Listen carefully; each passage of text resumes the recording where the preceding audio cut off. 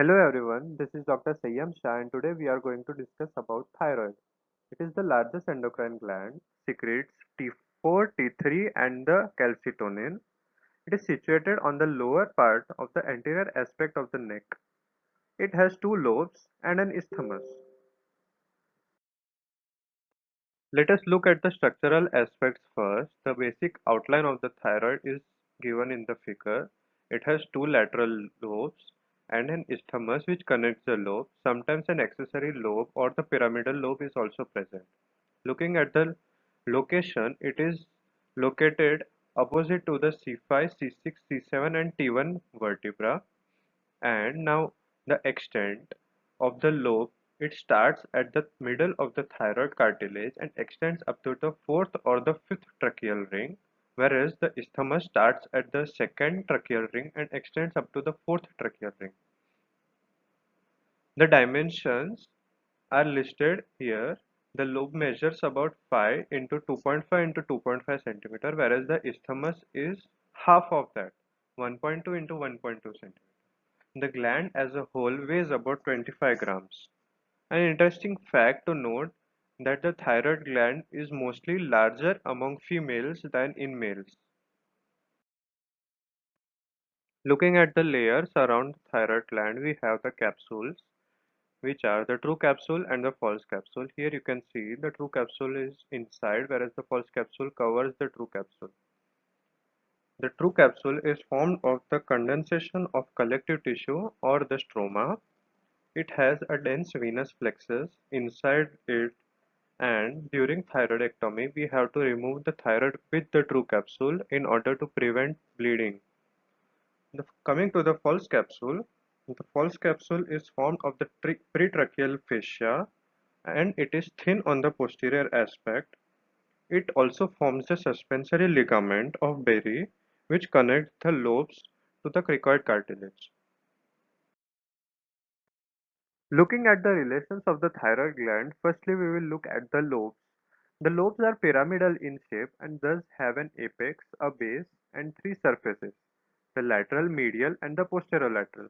It also has two borders, anterior border and the posterior border. Here we can see the apex and the base, the relations. It is related to the sternothyroid muscle and the inferior constrictor of pharynx. The base is related to the fifth and the sixth tracheal ring. Both the apex and base are related to one artery and one nerve. The apex has the superior thyroid artery and the external laryngeal nerve, whereas the base has the inferior thyroid artery and the recurrent laryngeal nerve. Anteriorly, the thyroid is related to four muscles, the sternothyroid, sternohyoid, omohyoid, and the sternocleidomastoid. Posteriorly, it has the carotid sheath with its content, the internal jugular vein, common carotid artery, vagus nerve.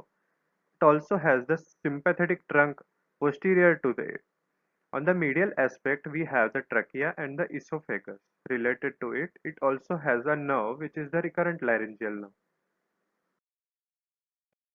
Now looking at the relations of the isthmus, which is the part which connects the two lobes, we have the superior border and the inferior border. The superior border is related to the superior thyroid arteries, whereas the inferior border is related to the inferior thyroid arteries. We also have two surfaces, the anterior surface and the posterior surface. The anterior surface is related to the sternohyoid muscles, anterior jugular vein, the fascia and the skin. On the posterior aspect, we have the second, third and the fourth tracheal rings. Now let us look at the blood supply of the thyroid gland.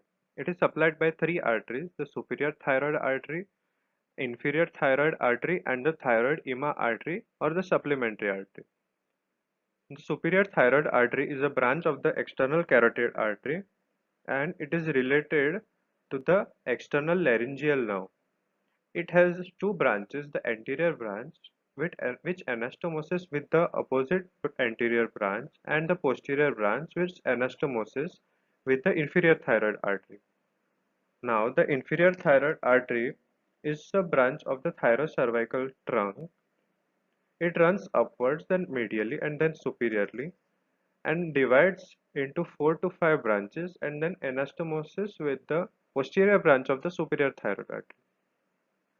Sometimes, which is only in 3% of the individuals, we have the thyroid ema artery, which is a branch of the subclavian artery or the arch of aorta, and it supplies the isthmus. Here also we can see the superior thyroid artery dividing into its branches and the anastomosis, the inferior thyroid artery, its root and its branches.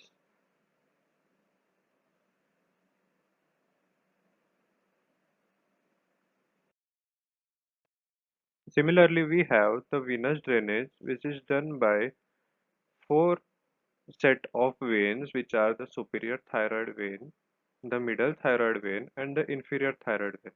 Sometimes the Cocker's vein is also present. The superior thyroid vein, middle thyroid vein, and the Cocker's vein all drain into the internal jugular vein, whereas the inferior thyroid vein or the veins are drain into the left brachiocephalic vein.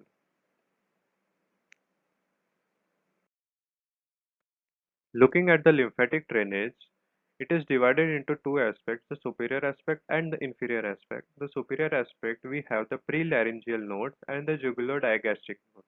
Whereas on the inferior aspect, we have the pretracheal nodes, the jugulo-omohyoid nodes, which are drained from the nodes along the recurrent laryngeal nerve, and sometimes from the isthmus, we have the drainage directly into the retrosternal or the brachiocephalic lymph node. Looking at the nerve supply, we have the sympathetic nerve supply and the parasympathetic nerve supply. The parasympathetic nerve supply is by the vagus nerve and the recurrent laryngeal nerves, whereas the sympathetic nerve supply is from the cervical sympathetic ganglia. Now let us look at the microscopic structure of the thyroid gland. It has follicles which are lined by cuboidal or simple columnar cells, and it has two special type of cells, the parafollicular cells and the follicular cells. The follicular cells are the ones which produce the hormones T3 and T4. These hormones are secreted into the follicles where they are stored, and the parafollicular or the C cells are mainly responsible for the secretion of calcitonin, which regulates the calcium metabolism. Looking at the developmental aspect or its embryology, we see that it develops from an endodermal thickening at the foramen cecum, which elongates and forms the thyroglossal duct. The thyroglossal duct then has a bifid lower end, which usually develop into the lobes.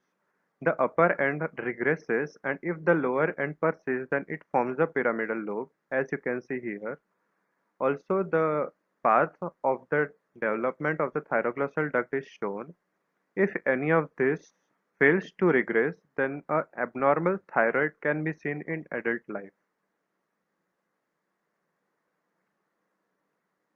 The thyroid usually starts the functioning at third month of embryological development.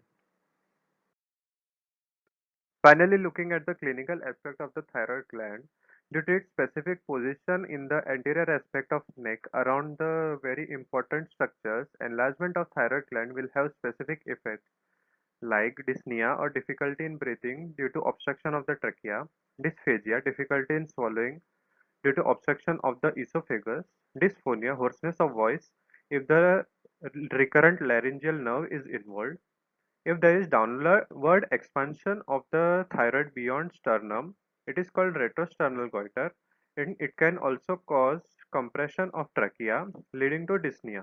This can also cause venous compression, leading to venous congestion. Now the thyroid gland moves up and down during swallowing because of its false capsule, which is attached to the laryngeal cartilages and hyoid bone. Thus, it can be used to distinguish from other swellings of the neck. During thyroidectomy, we have to ligate the superior and the inferior thyroid artery. The superior thyroid artery should be ligated as close to the apex to avoid injury to the external laryngeal nerve, whereas it is opposite in case of the inferior thyroid artery, which should be ligated as far away from the base to avoid injury to the recurrent laryngeal nerve.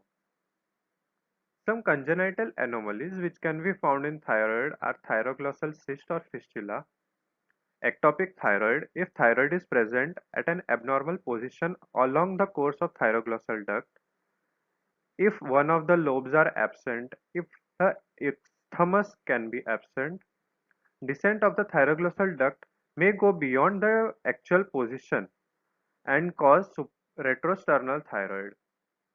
Thyroid tissue may be situated away from the normal course, like in relation to the carotid sheath, in the mediastinum or in the pericardium. This is called aberrant thyroid. I hope you enjoyed the video and learned a few facts about the thyroid. Thanks for watching.